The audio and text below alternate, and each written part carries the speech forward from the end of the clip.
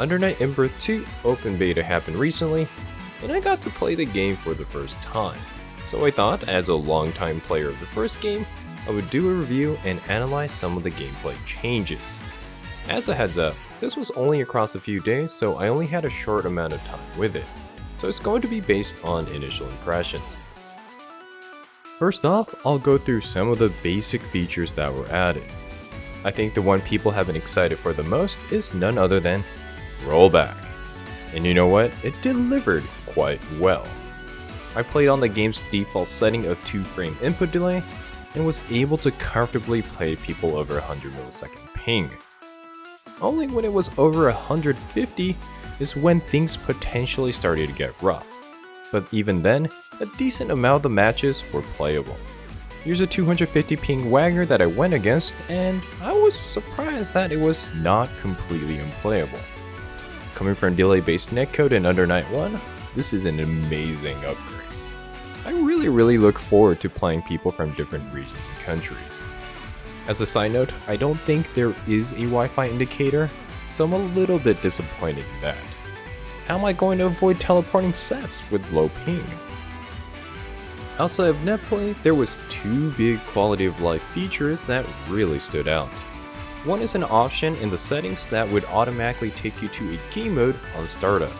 For example, if I set the option to training mode, the game will go straight to it once the game is booted up. As a person who sits in training mode majority of the time, this is incredibly convenient. The only complaint I have is that it chooses hide, Lin, and a random stage instead of remembering the settings I closed the game with. If it did remember, I think it would be perfect. On a related topic, training mode seems to be more or less the same as Under Night 1 with UI changes and minor improvements. No complaints here as the training mode is quite solid. Although I wish we got frame displays like we do in Street Fighter 6 and Tekken 7, and maybe a hidden Herbox viewer like Skullgirls. I guess we'll just have to wait for PC modders to access that information. The last non-game feature that I really liked is the ability to remove stages and songs from the random selection pool. So if you don't like a specific set of songs and stages, you don't have to get annoyed when random selects them. This really should be a standard in all fighting games. Okay, let's move on to gameplay. I'm kidding. How can I move on without talking about the OST? Naito, the main composer for French Bread games, have revamped the already excellent Under Night 1 music. All character themes have been updated to sound a lot nicer, and also have cool additions like this guitar solo in Merkava's theme.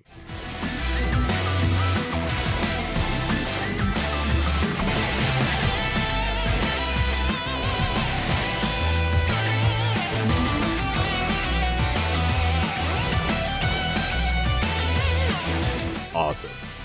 I really hope Raito uploads the new OST onto his YouTube channel like the first game, or we get other avenues like CDs or digital albums. I totally get one. Alrighty, let's talk about general gameplay. First off, all the characters from the first game made the roster, and almost all of them got at least one new tool without losing any. And as far as I know, most characters did not receive heavy nerfs, unless moves or properties were ridiculously overtuned. For example, Merkava's invisible reversal that got a full combo on hit is really hard to punish for most characters in the first game as it requires to time a shield on the last hit.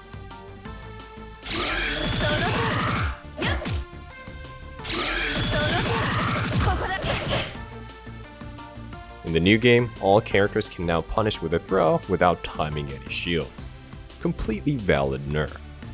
Another one, Batista can now be counter hit. Fabulous. It only took 10 years for her to have basic gameplay rules applied to her. That was long overdue. Regarding combo routes, most of what worked in the first game also works in the second. And with the additional moves, it feels like all characters simply got extra tools without losing any. Also, it seems like certain attacks got bigger buffer windows and everyone's hurt box, at least in the air, have made to become similar. So combos are a lot easier to execute and options are no longer limited by opponent character. Definitely a welcoming change, especially for new players. Second big change is the nerf in the button and throw tech option select. In the first game, if you press an attack and throw in quick succession, you can tech the opponent's throw attempt, and if they don't, do an attack. So a very common thing to do is press down back A and throw, since you can quickly input it from block. Also, A attacks are generally the fastest normal for most characters.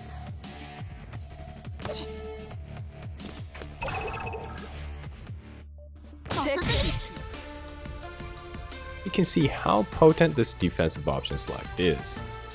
Now, in the new game, this option select, when used with any A normal or any normal with back inputs, will always result in a throw. So you can no longer use this technique with the character's fastest normal and cannot do it while blocking. Therefore, making this technique much more riskier and harder to use. Third major change is the addition of a new system mechanic called Creeping Edge.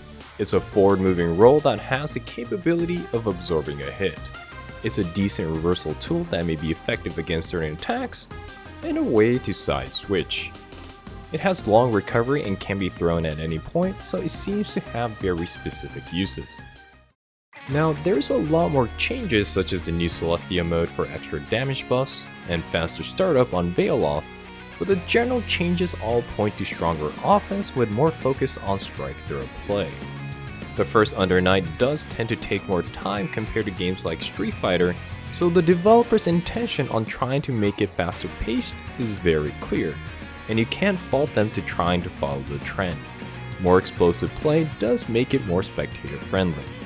The nice part though, at least for longtime players like myself, is that they recognize what made the game unique and enjoyable. Usually when a sequel comes out, a lot of series drastically change, and sometimes what made the original game interesting for some people is lost or removed for the sake of shaking things up. Under Night In-Birth 2 is definitely different and has a lot of new things to explore, but the core of what made Under Night 1 unique and fun is still there. I think a lot of veterans are happy, and I hope all the new players who didn't get to experience the first one now gets to see why people like me have been playing this game for such a long time.